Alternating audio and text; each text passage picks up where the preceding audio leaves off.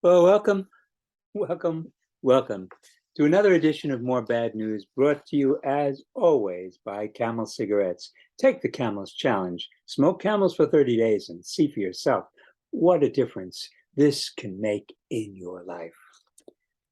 Well, I've decided to try without any scripts. I want you to know that the show, as I was presenting it at first before my retirement, had developed over 2 decades. I mean, it was a slow process. And I tried things and then I abandoned them because they didn't work well or because they incurred nightmares. Early on in the show, my sponsors, I had two sponsors. I had Camel Cigarettes was one sponsor and Jack Daniels was my other sponsor. The idea being that the early colonial, the early colonies, the economic foundation in the north was the breweries, and in the south was tobacco. I wanted the sponsors to be the sponsors of American history, of the history that I was teaching. However, it quickly became apparent that because one thing that I did through the whole period was to have my students write a weekly journal, tell me about what they thought of the show, but tell me anything you want, what you did over the weekend. And I started to get these stories about binge drinking, and it just quickly became apparent to me that selling alcohol to college-age students, even if your intent was to do something educational, etc., it was not a good idea. And so I dropped it and adopted the single sponsor, Camel Cigarettes, because actually over all those years, while students were binge drinking all the time and alcohol is a real problem, tobacco smoking, it's a problem, but not, I mean, as from my youth to today, it is far less popular than it ever was here in the United States. It's still popular all around the world, and tobacco companies are still making huge profits. We never made a dent, despite all of the lawsuits and everything else, and showing that all they were really selling was this product that will kill you, and they were manipulating people, etc. And one of the things that I like about using tobacco as the sponsor is because to some extent, we can actually find the roots of our current global catastrophic dilemma, our extinction, the collapse of our civilization, in the model that the tobacco companies created for the fossil fuel companies in terms of how to respond to scientific concerns over the fact that your product is going to kill us all, right? And the basic idea was to cast doubt, to constantly confuse, and if you have enough money to create the media, you can really mold especially on a global level and civilizational level. It's obvious that you can get people to support policies that are directly detrimental to their own welfare. So the show has been developing and developing, and it was, I was having a grand time with it. It was never recorded. And then the pandemic hit, and suddenly the rug was pulled out. And I found that it was extremely difficult to continue on in that mode. And everything in the old mode was all spontaneous. I never had a script. I came in and I could play with multimedia because I had a multimedia room, and I could have the Rolling Stones. I could darken the room. I could do all kinds of things that I can't do now. And so what I discovered afterwards was that I was back at the beginning, trying to work out how am I going to proceed. And when you're thinking about how you're going to proceed, so what's your goal? When I was earning a very nice income and had responsibilities to students, I had a responsibility to get them to think. I mean, I had a job. I'm retired now, and these are a lot like my journal. This is a way for me to record my ongoing thoughts. And if there are a few people who are interested and enjoy listening to it, that's fine. But I don't have uh, very many followers. I don't need very many followers. I'm not looking to make a living out of this. And I really um, will, I am happy um, all week long by myself. I think I've explained that when I started high school, we had in our high school a group of young men, middle-aged men, young married men who were in what was called the kollel. And this is a kind of tradition at that time. It's corrupted today, but at that time it was a really kind of honest tradition. These guys received a very small stipend, not enough to really live on and support a family, but their wives worked usually often as teachers in the public schools. So they made a basic living. And then they had the stipend from the kollel, which added to it, and they had just enough to survive. And they had a lot of children. So, the big families, the great burden on the wife. But for me, what I saw was that these guys were sitting in the base medrash and studying the Gemara, which I love studying it. It's hard to tell, it's so esoteric, and it's all I wanted to do for my whole life. All I wanted to do was to go and sit in that base medrash for the rest of my life and never accomplish a thing. Now, these people were not asked to teach. They were not asked to publish. This was not a matter of doing it for something else or to produce something. It was for the joy of it and for the fact that it was a sacred thing to do, and the universe was sustained by this effort. It's very internal kind of thing. And now that I'm retired and I can actually get back to my grandfather's Gemara, published in 1864, 1865. It's 20 volumes. The volumes are published in different years. But it's just, that's all. I mean, I'm happy. I don't need to make a lot of money. I don't need to have a lot of followers. I don't need to have people approve of what I do. It's a lot like my journal. I'm kind of recording myself, my thoughts as I go, and developing a new format for the show. The show wasn't always called More Bad News. That's a new part of the show. It used to be called Sympathy for the Devil. In the old days, the idea was that you were teaching history, you were rubbing history, you were brushing it against the grain, you were going backwards, sympathy for the devil. And that was the whole thing. I had students, for example, nominate Osama bin Laden for a Nobel Peace Prize, write their term paper praising the Nazis and Adolf Hitler. And of course, it's not so difficult to do. All you had to do was go back before the war started. He got a bad reputation afterwards, but in 1938 he didn't have a bad reputation. He was on Time magazine and the Olympics and everything else, and they were the world admired what the Germans were doing under Adolf Hitler and the Nazis. Nobody really cared very much about what was happening to the Jews and to union leaders and everything else. Nobody cares about that. So I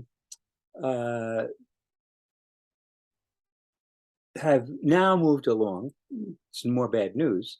And the idea of More Bad News is that, how do you approach history? What is the significance of history if you're facing extinction, and if that extinction, if you don't have much time, if what you have is maybe a decade, maybe 2 decades, who knows, but you maybe even less. But here's the point. What does history mean? In the old days, we used to think, well, you don't make the same mistakes over. You study history to show how things worked out and to kind of teach you how human beings respond under different conditions, and you're going to use it. It's a tool. It's like a shovel. But if you don't have a future, then what is the significance of your past? That becomes a much more difficult question to deal with. And part of More Bad News has been my attempt to deal with this. How do we deal with our past when we don't have a future? As far as bad news this week, I was just listening to a report on methane, and the details. You notice that when I do More Bad News, it's really hardly ever about the elections. I mean, whether the elections are going to go well or badly. I mean, that things are not going to go well. That our trajectory is towards collapse. And that it's not going to change. That we're heading for Niagara Falls, and when we hit the falls, we're going to crash down, and there's no turning back. That's the primary thesis, that we have already reached all of these turning points, and I think ought to be fairly obvious that the ice is melting and it's not going to freeze again. The permafrost is burning and it's not going to stop burning. The methane is being released and it's not going to stop being released. That there are feedback systems that are all in place, and that all the news is really bad from 1972 to today. Over the last 50 years, the one estimate is that 70% of all wildlife has been lost. The decrease in wildlife population. So the bad news is everywhere, and my focus is generally on the large scale bad news, in order to focus on the essential question, which is that we're not talking about minor blips. That maybe after World War II, we'll build the United Nations and we'll bring peace to the world, and we'll have a new world order, and and we'll solve medical problems, and we'll progress, and things will get better and better and better. That is not going to happen. It's obvious to me that that we are now long past the turning point, and then the question then becomes, one of the fundamental questions of my show has always been predestination. Was it always meant to be this way? And that's a little bit about what I wanted to talk about this week. I want to get back to the colonial period, and I want to talk about Bacon's rebellion, Nathaniel Bacon, 1875, 1876, and give you a little background story and what the significance of this was. So you have the colonies developing. You have the southern colonies and the northern colonies, and in both the northern colonies and the southern colonies, war has broken out with Native Americans in the 1670s, in the southern colonies, an exterminatory. There's both a civil war going on and a war against the Powhatan Indians, natives, and to destroy them.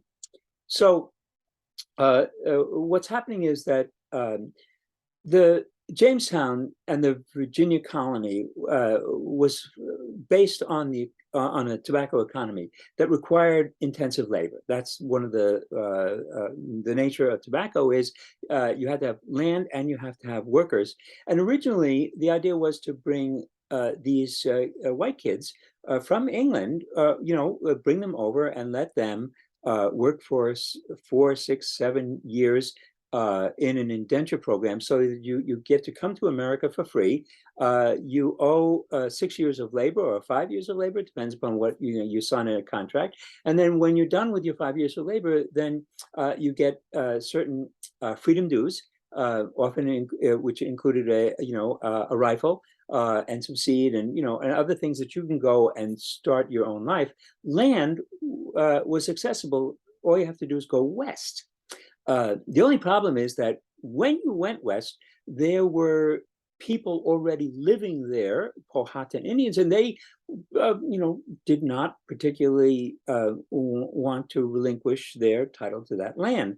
So the indentures, and remember, I think I've mentioned this before, that about 80%, you arrive in Virginia with 100 other indentured servants, and you're all sold off as basically into a form of slavery, 80, 90 of the 100 never, they, 2 or 3 years and they're dead. So you were one of the lucky ones, and you survived your indenture, and now you're free. It was hell. I mean, and you saw everyone around you dying, and now you are out in the frontier, and the fat cats back in Jamestown, they don't, they couldn't give a shit. You want a fort built. You want to be protected against the natives. You want to be able to suppress the natives, exterminate them, and take their land. And in Jamestown, these people don't want to have conflict with the Indians. So Nathaniel Bacon was a leader, and gathered together on the Western frontier, and he gathered together the indentured servants and people who were really who had land on the frontier and were very unhappy with the situation, and they began to just simply exterminate the native peoples. Friendly could be, there were some who were Christians, and they were perfectly friendly, and they in fact traded with the colony and were helpful to the colony, and they were friendly with everybody, and everybody knew them. And they were not, they were passive, peaceful people. It didn't matter because, as the report said, after the conflict was suppressed, a royal investigation said that to them the Indians were, quote, wolves, tigers, and bears, as Bacon had charged, which daily destroy our harmless and innocent lambs. So as far as they were concerned, these people were just wild animals destroying our income and our future, and they needed to be exterminated. And it didn't matter. Innocence was not a factor here. So there were a lot of indentured servants, young men, who, after their indentured, decided that they didn't want to go and risk their lives and work to establish a farm or plantation of their own. That it was just as easy. You had this rifle. It was just as easy to waylay some of these wealthy planters as they were moving around the countryside on these little roads. You could just pop out, hold your rifle up, and say, "Off the horse!" Drop the pants, and you take his pants and his belt, with money and whatever, and you take his horse, and off you go. There was a lot of criminal activity that was generated by this system, and there was a lot of discontent. And the other part of this was that there was a mixed system. There were indentures, and there were white indentures, and there were African slaves, and they were all living in the same, barracks, and so they lived together, they worked together, they suffered together, they ran away together, they married one another together. I mean, they whatever. And then when the rebellion started, and Nathaniel Bacon said, "Come on, guys, this whole thing stinks. We're headed for Jamestown." What you had was a group of indentures who had not finished their indenture. You had a group who had completed their indenture and were now small farmers on the frontier with their, and you had these Africans who were facing permanent slavery. So when they got to Jamestown and they burned the place down, and the governor had to, run away. But it was a big panic, and they and the British sent 1,100 Marines to put down the rebellion. And before the Marines ever got to put down the rebellion, Nathaniel Bacon died. People were dying all the time. He died, and that was the end of the leadership, and the whole thing collapsed. And the people who had been hadn't finished their indenture thought, I've got another year or two to my indenture. I'm just going to go back. And the people who had already finished their indenture and had a little farm on the frontier said, this isn't working out. I'm just going to go back to my little plantation and work that. And the last ones who fought to the death were the black indentures, because they had nothing to lose. After this, the House of Burgess got together, and this was a shock. It was just incredible, disturbing. That burnt down everything. And there, by the way, there was also another rebellion that started in Maryland. There was one in Massachusetts. The one in Maryland, there's a brilliant book by John Barth uh, called "The Sotweed Factor," written in the vernacular of the time. If you like to, but how people spoke and thought. I mean, he's just totally immersed in it. An absolute work of genius. But the point was that after this, the leaders of the colony realized that first the indenture system was causing all kinds of social problems, and that needed to be brought to an end. They created all kinds of regulations now that would separate indentures from African slaves. They had to be housed separately. Indentured servants had to have a wooden floor. They had to be, it made it much more expensive to use indentured servants and much cheaper to use slaves. And slaves could be controlled, and they would never be let free, and you wouldn't have to give them a rifle and wish them good luck and hope that they didn't come back and try to kill you. So the point that many historians of the history textbooks make, that this is Bacon's Rebellion is a turning point in development of slavery in the colonies, and that brings up the question of, was it inevitable? Did the development of the colonies necessarily have to take the course that they did? And are we, by extension, here at the end of our existence, facing extinction? Was this did it have to be? Could this had ended differently? Could there be a happier ending to our story? And so there's the question of contingency. That is, did this happen the way it did because of little, I mean, the universe, according to the laws of physics, nothing is determined. The universe is not deterministic. It is probabilistic.